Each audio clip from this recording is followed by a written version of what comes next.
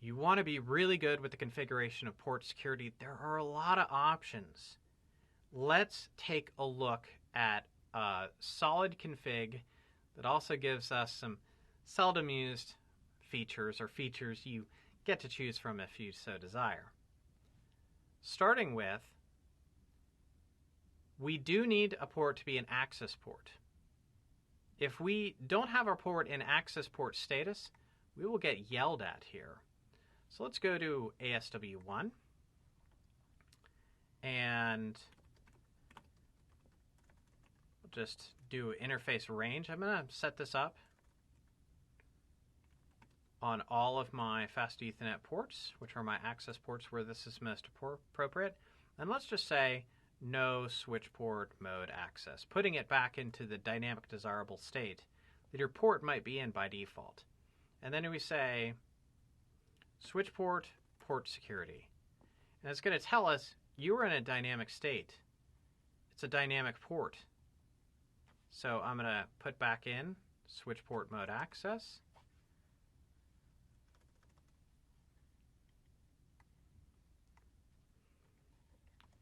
And then we're going to be able to execute port security. That turns the feature on. And let's look at the defaults. Let's look at the defaults. Do show port security interface. I'll choose one of the interfaces. This is your core command for port security verification, just in your initial config. This is the command you're going to use. The feature is enabled. On my CCIE lab, I forgot to turn this on. I forgot to turn this on. Okay. Status is secure up. I say was secure up, but we can see that there was a violation there. I have 2 MAC addresses hanging off of this port. If there is a violation, we're going to shut down the port. Let me talk you through violation control.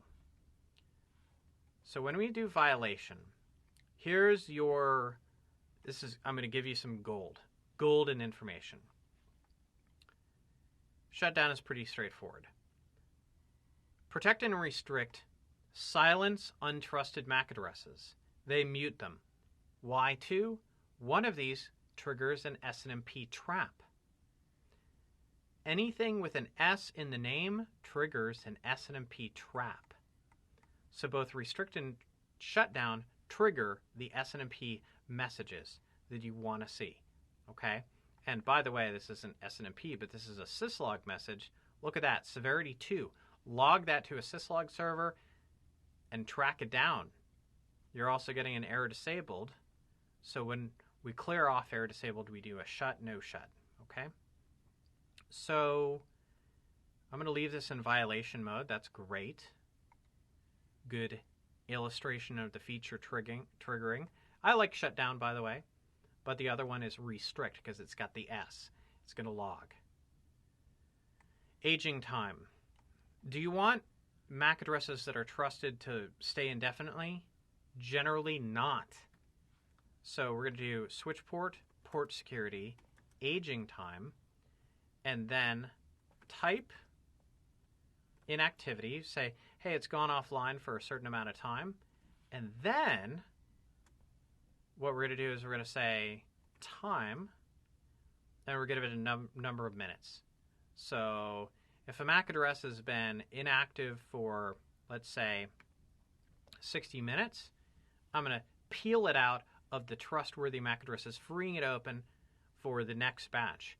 This is a useful config thinking about your office rooms or your meeting rooms, your conference rooms. Conference rooms get a lot of different ebb and flow of new MAC addresses. You don't want MAC addresses from 2 years ago to still be resident in the secure table just because your switch hasn't rebooted. Do this to phase them out. You might even want to be more aggressive. So that's an important config. I'm going to re-look at this. So now our aging time is much more satisfactory to me. That's what I'm looking for. Do age secure static MAC addresses, those that are statically entered via maybe sticky learning. Maximum number. Now, this is a big one. You're going to have to control this. Maximum defaulted to 1. We saw that. We want to control this. If you are going down to a phone, your maximum needs to be a 2. If you're going to a phone, your maximum needs to be a 2. Because if it's a phone, then you expect a workstation attached to it, so 2 MAC addresses. And my case is a little bit different. I have a virtualized workstation hanging off of this physical port. And the virtual nature of it, we're going to see 2 MAC addresses, one for the VM host and one for the node on it. Okay. Total MAC addresses. Let's up arrow there. I'm going to just show this. Maximum number of MAC addresses. Right now I'm in the shutdown state, so I'm not going to see any. So I'm going to do a shut to clear off air disabled. It was already shut down. Then no shut to bring it back online. I forgot I was configuring an entire range. I was just looking at 1 MAC address. But now let's look. Okay, so we see 1 total MAC address.